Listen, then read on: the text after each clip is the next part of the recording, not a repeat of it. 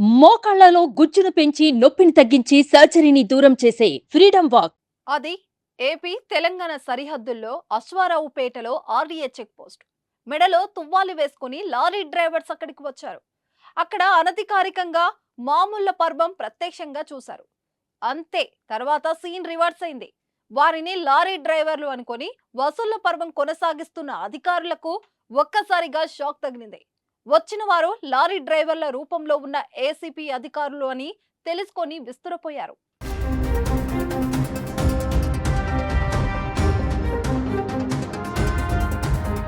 గత కొన్ని రోజులుగా అవినీతి అధికారుల గుండెల్లో ఏసీబీ రైలు పరిగెట్టుతుంది. లంచాధికారుల భరతం పడుతుంది ఏసీబీ.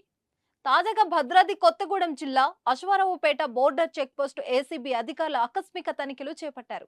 కొన్ని నెలలుగా లారీ డ్రైవర్ల నుండి అక్రమంగా ఆర్డీఏ సిబ్బంది అక్రమ వసూళ్లకు పాల్పడుతున్నారని వచ్చిన ఫిర్యాదుతో లారీ డ్రైవర్లుగా వెళ్లి అక్కడి అధికారుల బండారని బయటపెట్టారు. లారీ డ్రైవర్ల నుంచి 22 చక్రాల వాహనానికి 800, 16 చక్రాల వాహనానికి 400, 12 చక్రాల వాహనానికి 200 చొప్పున అధికారులకు తీసుకుంటుండగా రెడ్ హ్యాండెడ్ గా పట్టుకున్నారు. మొత్తం 35,000 సొమ్మును ఏసీబీ అధికారులు స్వాధీనం చేసుకున్నారు. రికార్డులలో ఉన్న నగదుకు, సోదాల్లో ఉన్న నగదుకు పొంతన లేదని గుర్తించారు. Khammam ACB DCP Y Ramesh నేతృత్వంలోని బృందం ఈ దాడులు నిర్వహించింది.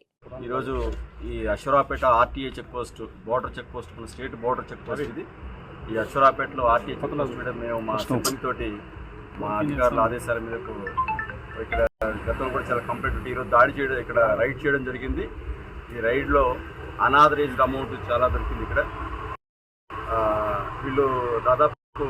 వీళ్ళు కొంతమంది ప్రైవేట్ సిబ్బందిని నియమించుకొని ఈ లారీస్ ఆన్ పాసెస్ ఎవరైతే ఉన్నారో ట్రాన్స్పోర్టర్స్కి టైర్లకి ఇంత అని చెప్పేసి 12 టైర్కి అయితే ఇంత, 14 టైర్కి అయితే ఇంత, 16 అయితే ఇంత, 18 అయితే ఇంత, 20 టైర్ వాళ్ళకి వేరియేషన్ ఒక నేమ్ లిస్ట్ లాగా ఒక మెనూ లాగా తయారు చేసి ప్రతి వెహికల్ నుంచి వాళ్ళ కాగితాలు సక్రంగా ఉన్నా కానీ, అన్ని డాక్యుమెంట్లు కూడా వ్యాలిడ్ డాక్యుమెంట్ పర్ఫెక్ట్ ఉన్నా కానీ వాళ్ళు పాసింగ్ అంటూ ఒక పేరు, దాన్ని ఒక పదంగా, దాన్ని ఒక ఇదిగా తీసుకొని పాస్ అయ్యే ప్రతి వెహికల్కి వాళ్ళు పేపర్ సక్రంగా ఉంటే కూడా అమౌంట్ వసూలు చేస్తాను. మాకు కూడా చాలా రోజుల నుంచి కంప్లైంట్స్ ఉన్నాయి వీళ్ళ మీద.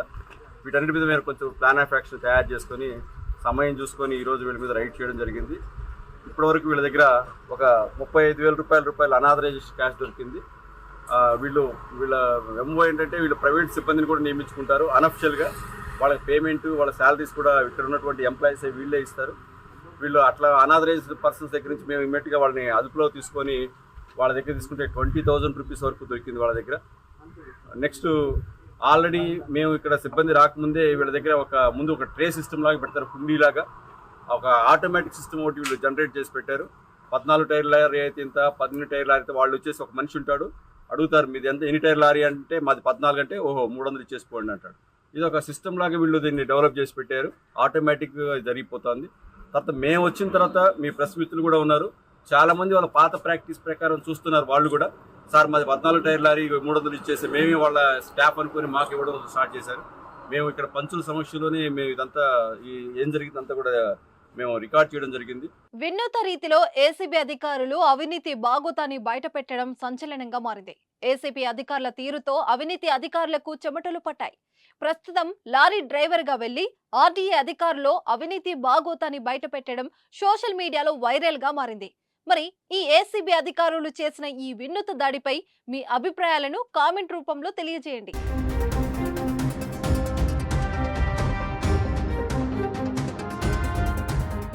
సుమన్ టీవీలో మీ పర్సనల్ అండ్ బిజినెస్ ప్రమోషన్స్ కోసం కింది నెంబర్కి కాంటాక్ట్ చేయండి.